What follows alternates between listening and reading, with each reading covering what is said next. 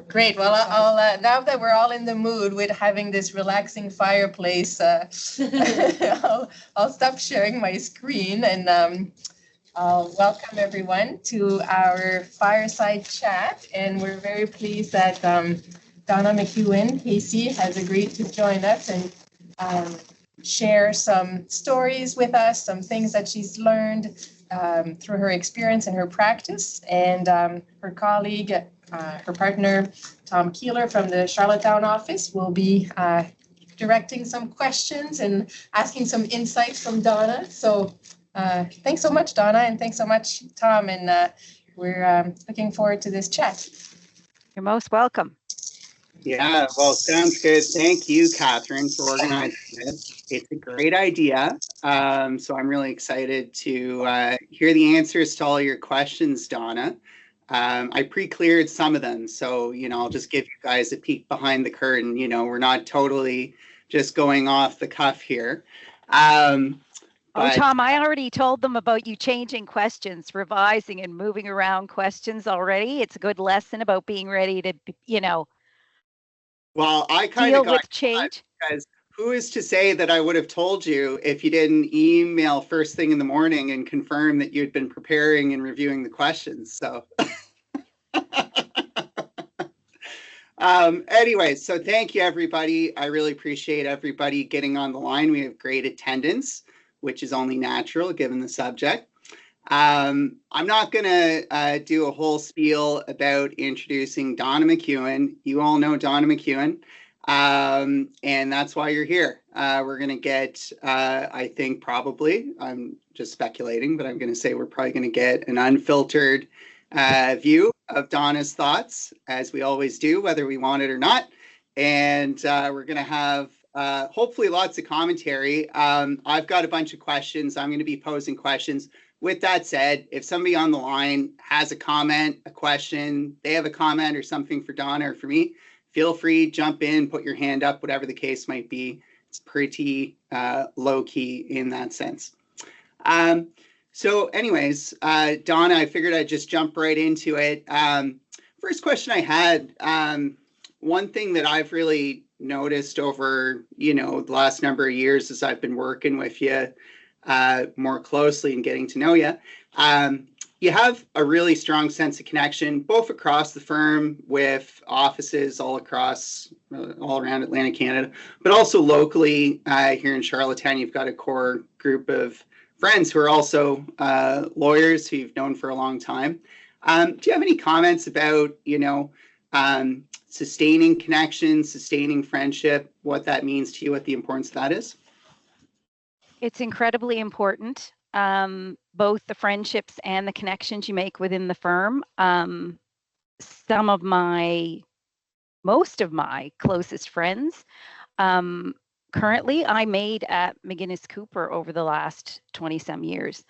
And so, there used to be a group of us in Moncton that would do the morning chat, and it used to drive some of our colleagues crazy as a waste of time. But I can tell you it made me more productive during the day, this morning chat. These friendships, it makes your work environment better. I mean, it's all good. I think, I love the regionality of the firm and being part of a regional firm. And I think you have to work to make connections across the firm. When you're a specialist like I am, in addition to litigation, I've done intellectual property my entire career. And so, I have a lot of working relationships with my colleagues in other offices who would need specialty work done. My advice is make it easy for them, always. Always make it easy for them, and they will keep coming back. You'll build a great relationship. You'll get more work, and you'll be working with folks you like working with day to day. So, be pleasant. Have a sense of humor, don't have to be serious all the time. I can be a little too much the other way, as Tom mentioned, in terms of being unfiltered, but it seems to have built relationships where people keep coming back. But I can't recommend enough to you to not only make friendships, which is really for your benefit and really helps with work-life balance when you spend a lot of time in the office, but making connections with other lawyers. You'll build your practice. You'll make connections throughout the firm. You'll feel more part of the firm as a whole, and that just promotes engagement. So it's all good. Well, that's great. I guess just from like a, the standpoint of reaching out to people, connecting with people, like how do you find that balance? Like when you've got a busy practice, you've got demands of, family, work, clients after you, all these sorts of things. How do you kind of make that balance to be able to also take the time to, check in when it's somebody's birthday or some event happens or whatever the case might be? How do you make that prioritization happen? I follow Harbor. I mean, I know a lot of people, like there's people who love Harbor, hate Harbor, but things will come up on Harbor. And then I make myself in that first half hour of the day when I'm either entering time or planning for the day, or I'll see what's going on Harbor. If it's somebody's birthday or if there's an announcement, I always take the time to, to reach out to that person. Sarah McGinnis also had a great idea when she came back from her first pregnancy and parental leave. She told me that once a month she would reach out to a lawyer in the firm that was a friend or a colleague, someone she had done work with, just to reconnect. So she would pick a time once a month, pick one lawyer. So at the end of the year, she'd reached out to 12 people. Doesn't take a lot of time, easy to organize. So it's tips like that. I never forgot that. I thought it was such a great idea. And I'm a plagiarizer by nature. So I have very few good ideas of my own. I copy those of others. But, I think building these working relationships is key to your happiness here and key to more work and the type of work you want to do. That's a great tip. Just taking away, I'm not going to comment on the plagiarism coming from a copyright lawyer, but just moving to your other hat as a litigator, like from a litigation standpoint, what's like one key value that, you always try to, I don't know, encompass or reflect or push forward in litigation files? So I couldn't pick one. So I picked three. I think you have to be responsive, reasonable, and prepared. I think those are the key. And, you learn to be responsive through time, through organization. Reasonableness was something I had to teach myself and learn by watching others and the results that they got by being reasonable, especially in court, right? Judges love reasonable lawyers when you're dealing with contentious issues or they're trying to move something forward. And, when you appear reasonable, your arguments appear better, in my opinion. And being prepared. Yeah, I mean, I hope it goes without saying. I hope it's table stakes, but there's different levels of preparedness. And, if you're going before the court, it's the highest level. And I find some judges are just as prepared as you are, and others not so much. So you have to be prepared going in as to how you're going to present based on how well prepared a judge is. So, I think those are the most, maybe they're not values, they're probably more traits or characteristics that I think you should have. Values, loyalty, honesty, integrity are really important because it all comes down to reputation as litigators, both with your colleagues and with the court. So, I think a professional courtesy with your colleagues, both within the firm and without, is also key. I mean, I know there's a question coming up about how you deal with conflicts with opposing counsel, and that's really important here. But yeah, so maybe I answered. That was too many answers to a very concise question. Well, look, I've shuffled all the questions, so I'm just going to keep you on your toes, Donna, and I'm gonna Okay. ask questions out of order. So don't worry about the script or anything like that. About what's coming. Okay. I do have a self-serving question about conflict with lawyers, because I was just at a discovery this morning. I'm going back this afternoon. It's with a counsel who will remain unnamed, but who has a tendency to joust back and forth over the course of a discovery. So, like, you know, I'm sure you've had conflict with some lawyers over the years. Can you just give some advice to all of us about how you handle conflict with lawyers, both, I guess, during the period of time that you're having conflict with opposing counsel, but also afterwards? How do you manage that? How do you handle that? And what sort of advice would you have for us about that? Well, it depends on the circumstances, but more importantly, it depends on counsel on the other side, on that opposing counsel. Some counsel are, as we talked about earlier, the reasonable ones, and then you've got the more difficult ones. So my approach tends to vary based on the relationship that I have with them. If I have a conflict with a reasonable lawyer or a difficult lawyer that I have a long-standing relationship with, the first thing I usually do is pick up the phone and have a call and try and see if I can resolve it at that level. You know, with the difficult lawyer, I always follow up in writing after the phone call, quickly after the phone call, as soon as I get off the phone call. I usually sometimes, you know, with the reasonable lawyer, I'm usually someone who writes a memo to file after. I don't follow up with them in writing to say, you know, to confirm our discussion, but I certainly do with the difficult lawyers.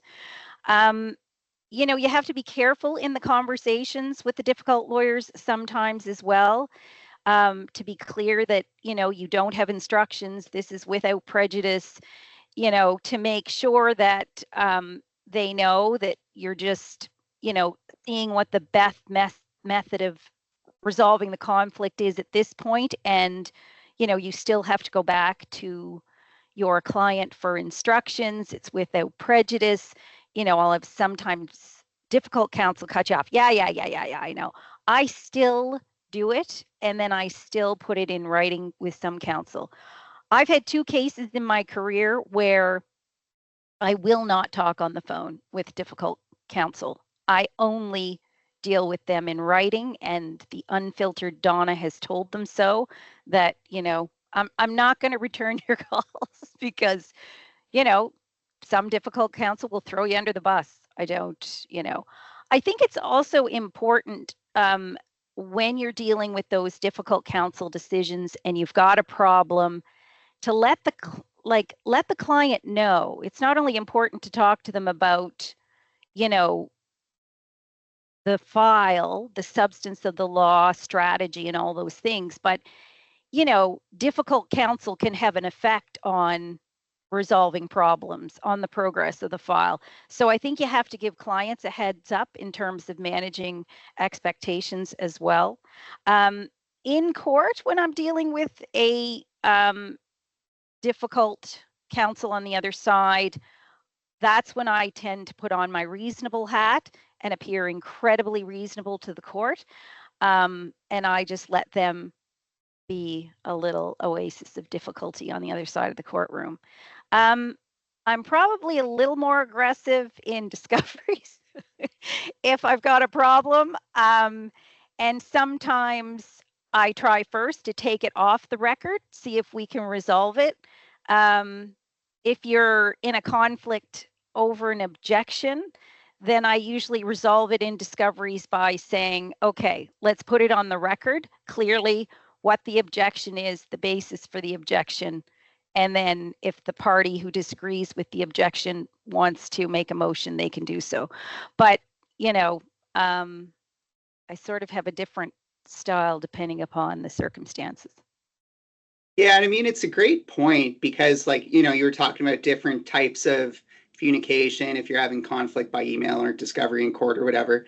But like personally, I've always found that like conflict with opposing counsel can look very different depending on the forum that you're in. And sometimes, like if you're having a lot of conflict with a lawyer by email, picking up the phone and having a call is a reset. And if you're having a lot of conflict over the phone, maybe like going and meeting with them, that's a different type of reset. And you can just try to kind of get things back on the rails that way. Although, you know, I will say it doesn't always work. So there's no. Yes, there are those that, yeah, there's those you can do nothing about. Yeah. So speaking about things you can do nothing about, so just from like you had mentioned client expectations, what are some ways that like when we can talk about it in insurance context or just in a broad litigation or any other context really, but when you come onto a file, what's your approach in terms of setting expectations with a client and then adjusting those expectations as the file progresses and things change and facts change? Yeah. So if you're dealing with it in a general litigation context and it's a new client, I think it's a little different than a client that you've had for years or is a long established firm client. But with new clients to the firm, I think you have to be very direct from the beginning. I think you have to confirm the basics in writing, and people do that in a different way. Some people are have great processes around retainer letters and being clear, or retainer amounts, for those clients that are new and often a singular client.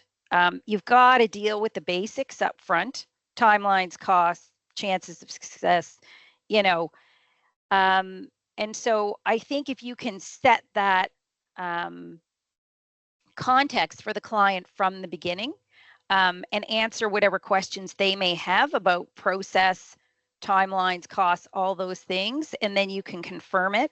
I think, it's important for new clients, or, I came into a situation the other day, because it's not just about managing client expectations and good client service, but also managing potential liabilities if you haven't been clear in your communications about how things are going. And something happened to me recently where a lawyer that I work closely with on the IP side was on leave, and I took over a number of his clients. And one of them, I was the go-between in terms of the client and U.S. counsel, and we were getting some searches done and giving some opinions. And so I gave a very concise black and white Donna opinion on the registrability of a certain trademark. And,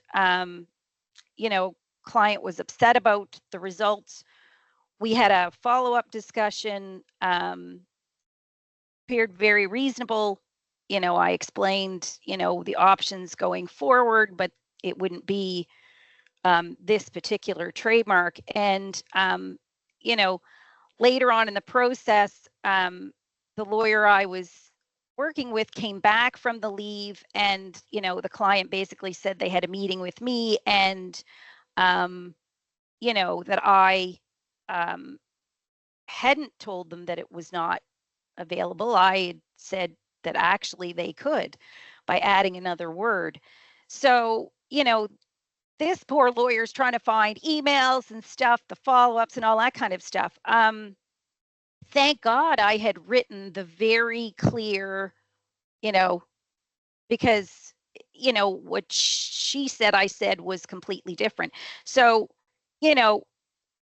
excellent client of the firm and of this other lawyer. So your antenna is not up in terms of those particular client expectations. So it's a really good habit, again, to put things in writing or to make notes to yourself. I usually do it when I'm on the phone with the client, and I do it the old lady way of, I've got a notepad and a date, a file number, and I do it in point form. But, I think it's really clear to start as you intend to go on in the beginning. You know, managing client expectations on the insurance defense side, most of them have reporting schedules. Just follow them. Just diarize and organize yourself around them. Even if it's nothing has happened, we're still waiting for fulfillment of undertakings. Don't make them come to you. Like, do the easy rule following stuff. I know it can be a pain.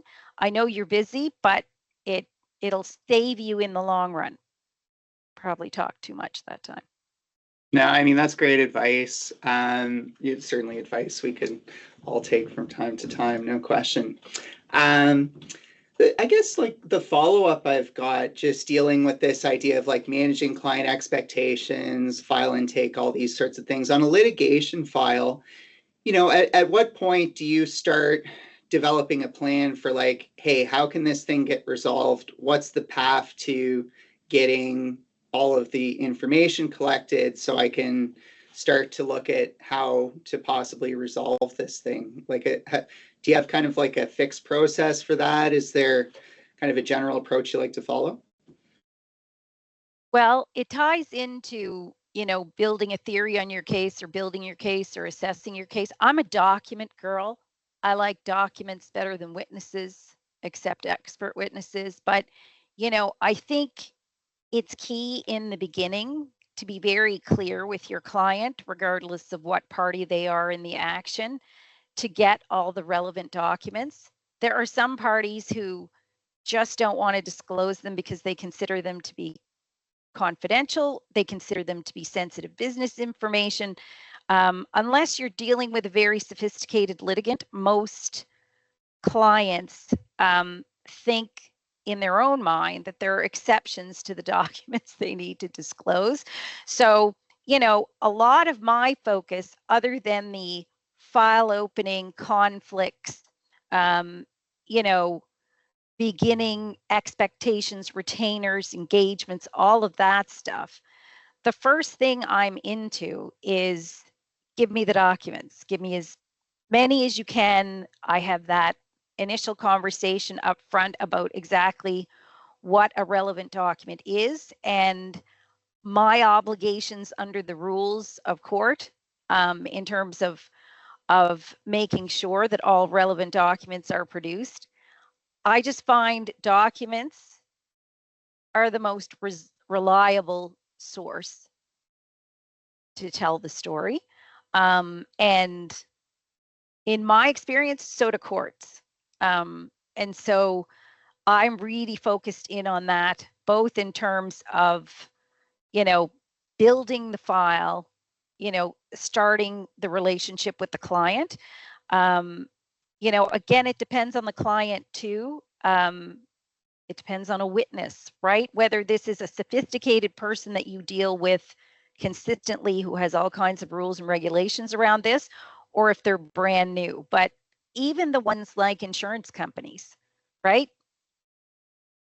I find different insurance companies produce different documents, and some believe, based on some case they were involved in 15 years ago, that they don't have to give you the insurance adjuster's notes, right? So, you have to be clear on what information they're giving you, because most of what you do going forward starts with that.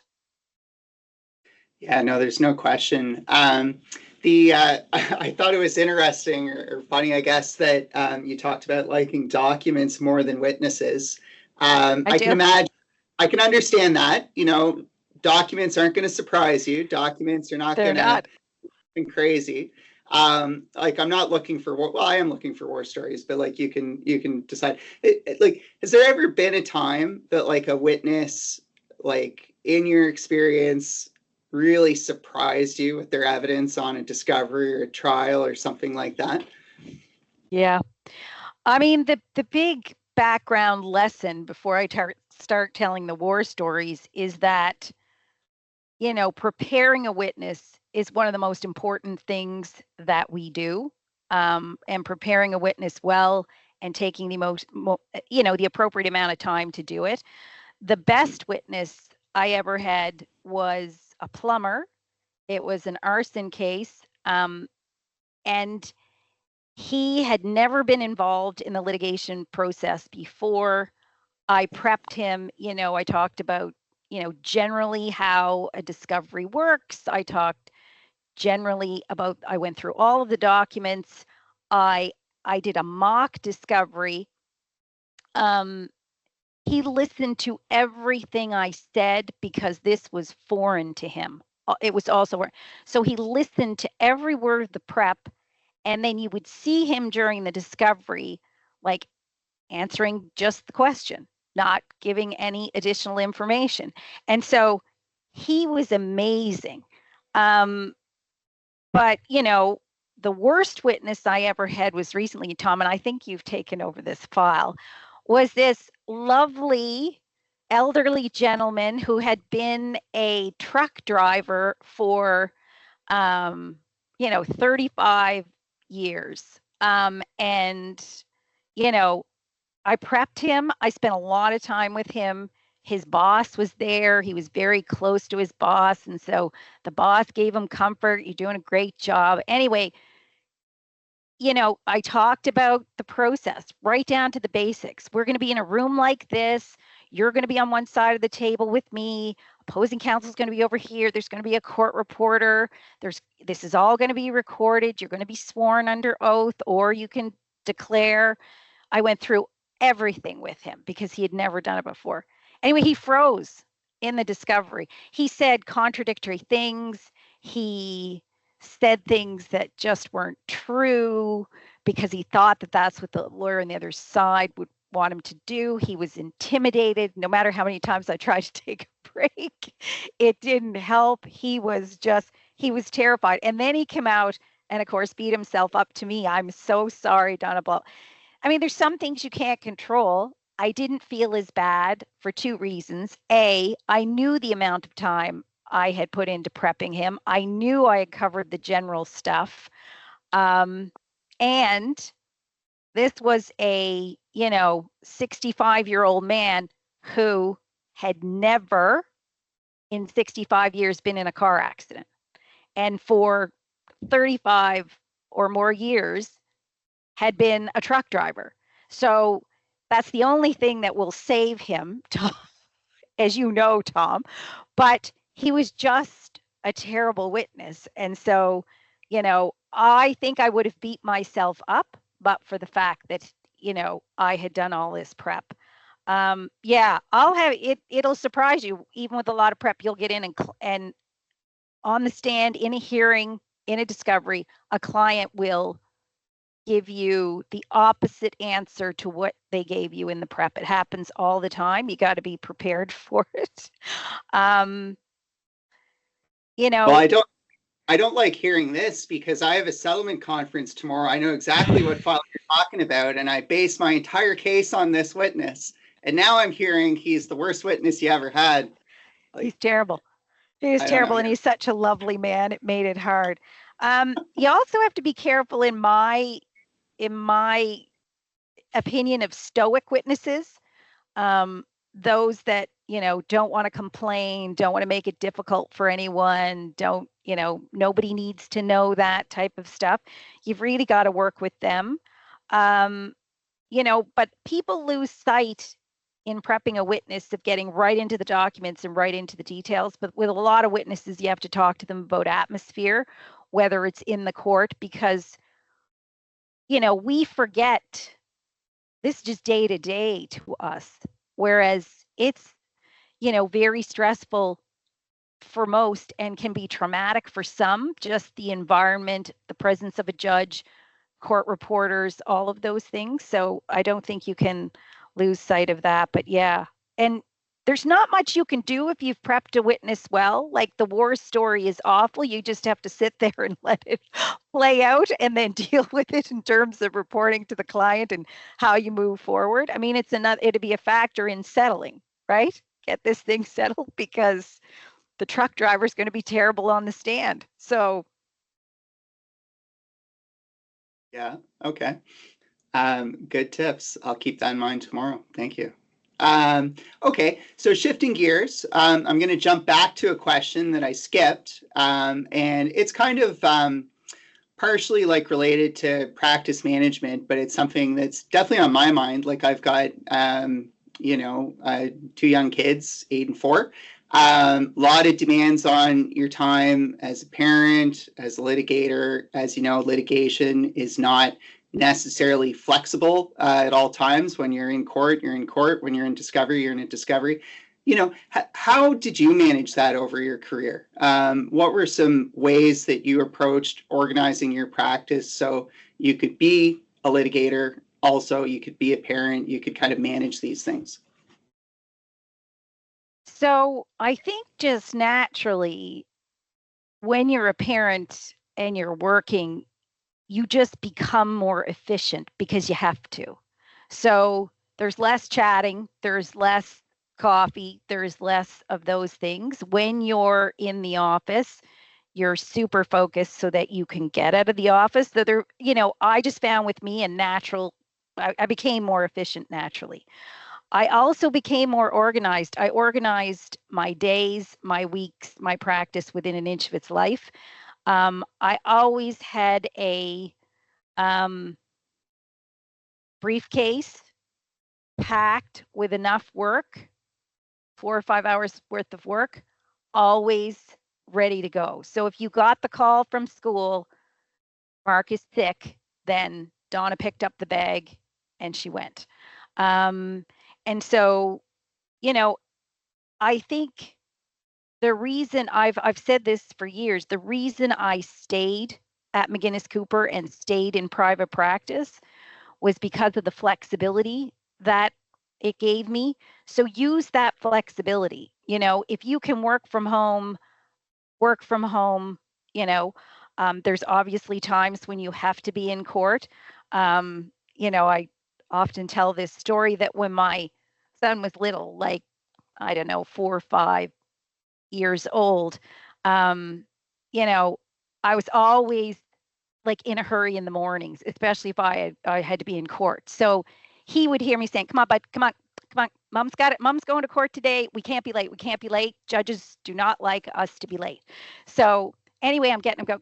And so he got to the point that when he would see the robes going into the car in the morning, he used to go, "Oh, I know. I gotta hurry. I gotta go to court. So, I'd give the advice like, I wish I hadn't put the stress on him because he was truly stressed out about the fact that, oh, here, mommy's gonna, give me shit here in the morning about being late because, mommy has to be in court. So you do your best. You know, I say this and it can be a bit discouraging, but you go through phases with being a parent and being a lawyer. So, balance doesn't always look the same, but take the flexibility when you can and manage it within your own priorities. And so, there was a certain period of time where I was only a litigator and only a parent. That's it. Those were the two things I could do. I didn't really have, much bandwidth. But personalize it, make yourself, flexible, and be open about it so that other parents will see that you're doing this, that you still have success. But yeah.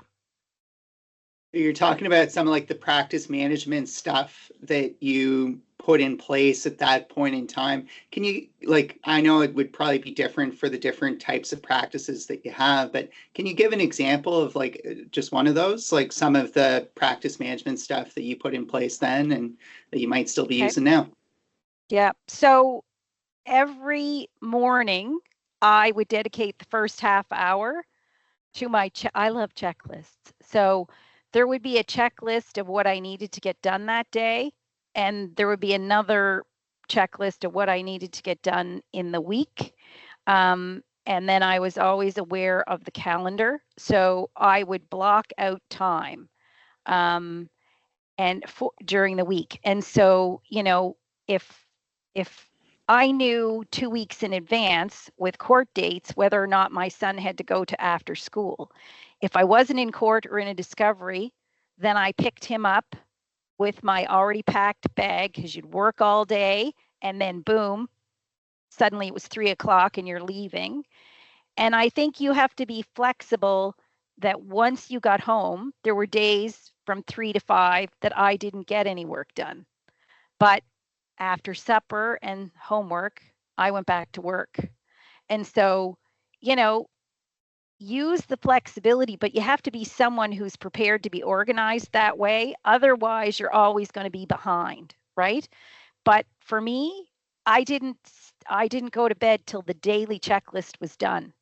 Because if you don't do your daily checklist, the weekly one becomes impossible. And then Friday night, there you are with too many things to do, and too many people looking for you. So that was my rule, was that checklist had to be done. I didn't make it unreasonable. I kept in mind deadlines and priorities, but I didn't go to bed till it was done. And sometimes it was done at 3 o'clock. Sometimes, it was the midnight oil, and you have to be comfortable. Like, your own priorities have to make you comfortable. I was forever grateful for the flexibility so that I could go to hockey practice, go to a hockey game, recital, whatever it was.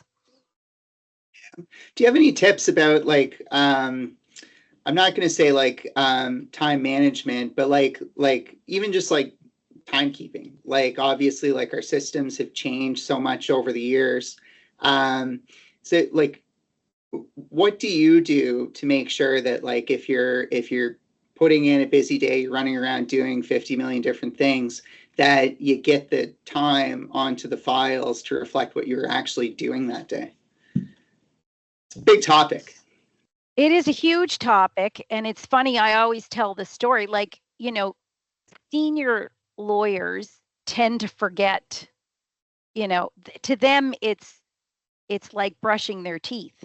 They enter their time every day, and they, release their time every day. I mean, they don't understand that someone has a problem with time entry because they're so far beyond that. And so, I go back to the story when I first started out. I was at a large firm, and I was working crazy hours. And, by the end of the day, I was too tired to enter my time. I just thought I can't. And I wasn't doing it because I was so busy. I wasn't doing it as I went along. I'd say I'd do it first thing in the morning. I'd get in first thing in the morning, and someone was looking for me to do something. And so then it was Friday night at 5 o'clock, and I didn't have and so I'd do my best. I'd reconstruct the time. I would, but I told myself, it's not the most important thing. The most important thing is responsiveness, getting a good work product, getting a reputation for being a really good lawyer, here at the firm. And so I had a partner say to me, "Look, Donna, you got 80 hours last month. I know you did more than 80 hours of work for me alone, and I know you're working for multiple lawyers. Like, what are you doing?" And so I told him that tale of woe. And he said, "Yeah, like, Donna, in this business, success will come from relentless and accurate and regular daily time entry." And I'm like, yeah. And then, it just continued. I just was so caught up in doing the work and the work. And so he came to me, a number of months later and said, "Joe Blow down the hall, the partners think he's a better lawyer." I'm like, "What? Joe Blow? Joe Blow doesn't hold a candle to me." And he said he enters his time regularly. His numbers are really good. And I'm like, but he, like, doesn't matter, Donna. I'm telling you, the good work product is the table stakes. But I'm telling you from the beginning, take care of your time. The revenue will take care of itself. Everything else will. But, I think you have to enter your time every day. And if you don't get it done in that day, you have to do it the next morning.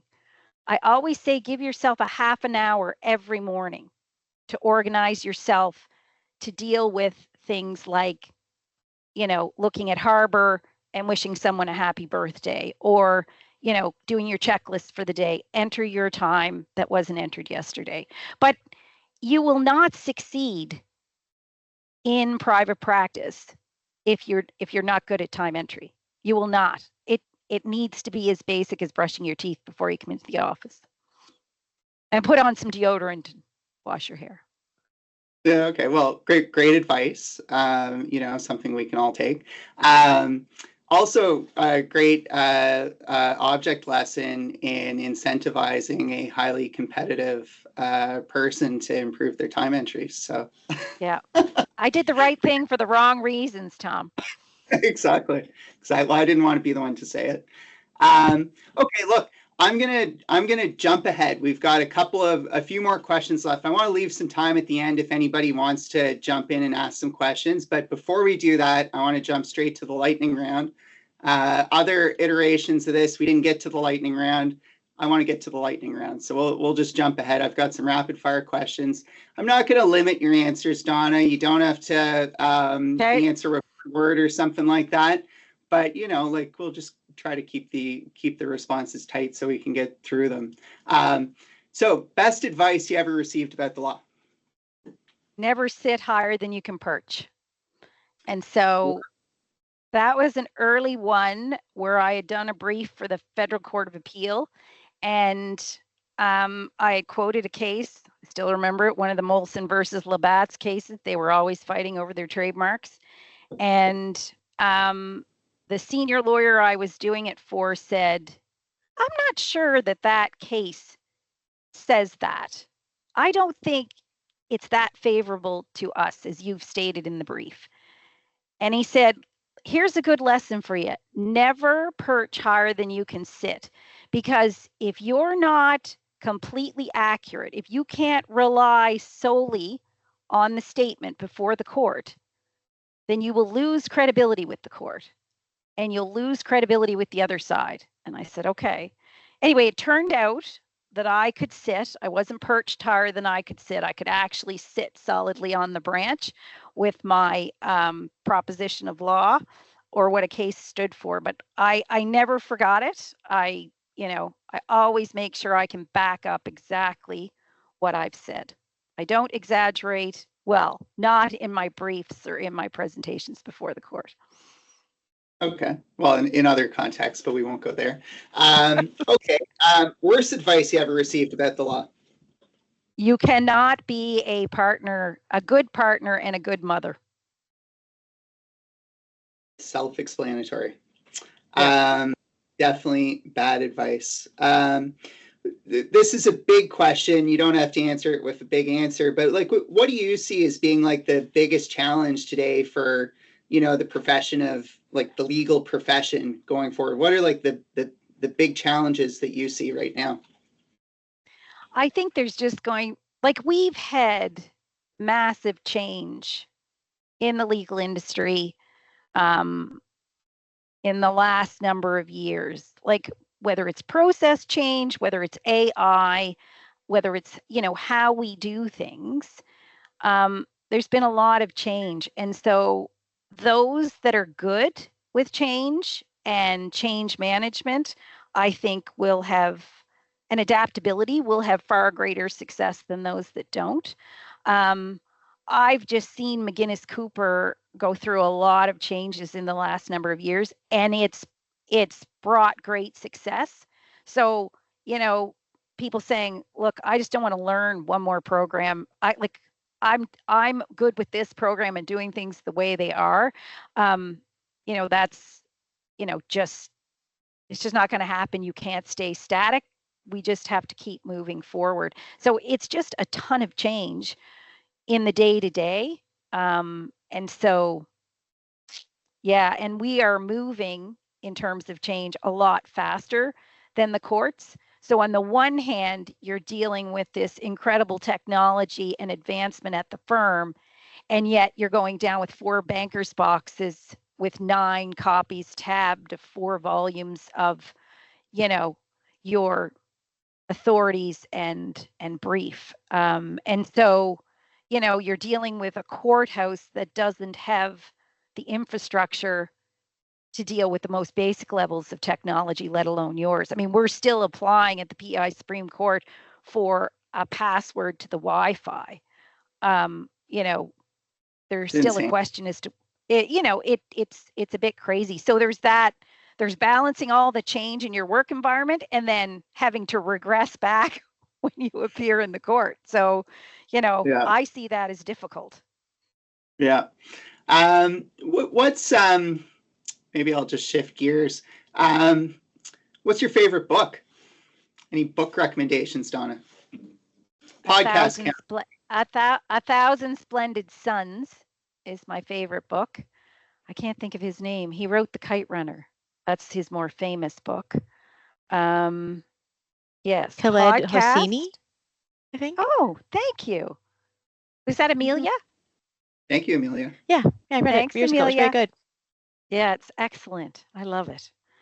Podcast. I like The Boys on Smartless, I have to say. I've fallen right into that trap. It's a good one. Desert Island Disc. Any, it doesn't have to be an album. It could just be a song, but anything that's on your essential Desert Island Disc playlist. Album would be Fleetwood Mac Rumors. There's a bunch of songs. I'm a bit of a weirdo music. Maggie Rogers, Don't Forget Me, Drops the Jupiter Train. B-52's Love Shack. That's a big one for the Moncton office because it used to be Eric Ledru's favorite, but yeah. Well, that's great. Look, I just want to just take a second and just thank you for taking the time to put up with my questions, deal with all the rapid fire questions and stuff like that. I really appreciate it. I think there's something for everybody, honestly, in what we heard from you today. It's really appreciated. So thank you so much. I really appreciate you taking the time. I appreciate you doing it too in the middle of a discovery. Really appreciate it, Tom. Thanks. No big deal. I've got my questions right here. It takes no thought at all. I'm not doing any work. So I want to open up the floor. If anybody's got a question, feel free to throw something in the chat or to chime in. I'm just taking a look at the chat now, and I see that Charlotte also answered the question about the author of the book. But yeah, if anybody's got a question, feel free to jump in.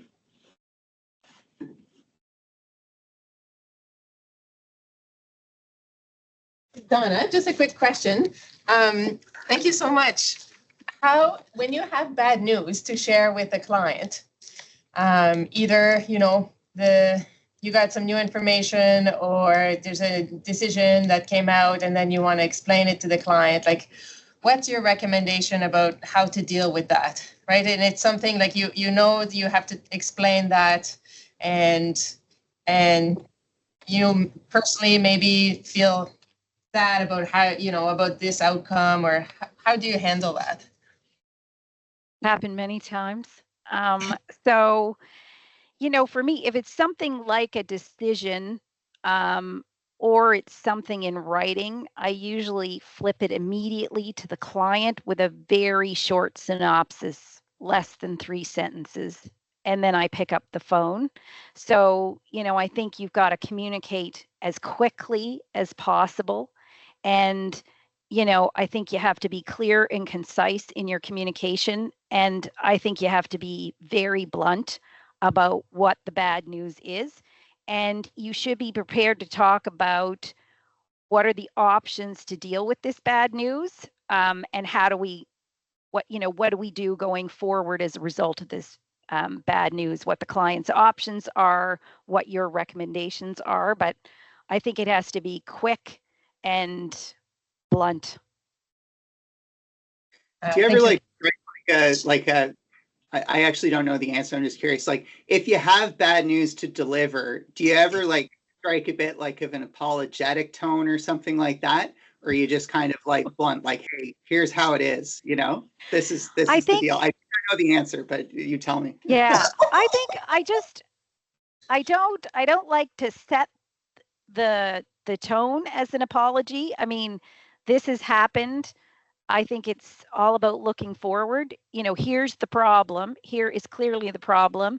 Again, being reasonable. Here's the problem. Being calm. Here's what we're going to do going forward. Here's the options. You know, and clients can be upset. Clients can blame. But in my experience, that would be 10% of clients. And maybe it's that we're with a large firm and I've been doing this long enough that I have, long-term clients. But, if you're reasonable and calm and direct about it, that's mostly what you get back. That's great. Anybody else with questions? Okay, well, one last time, Donna, thank you so much for doing this. And Catherine, thank you so much for the idea. These types of CLEs are always great. So more of this type of thing, I'm happy to MC with other people if it comes down to it. So thanks. Oh, excellent. Thank you, Tom. Thank you so much, Donna, for taking Thanks, Catherine. Thanks, Tom. Thanks, everyone. Thank you. Bye. Thank you, Donna.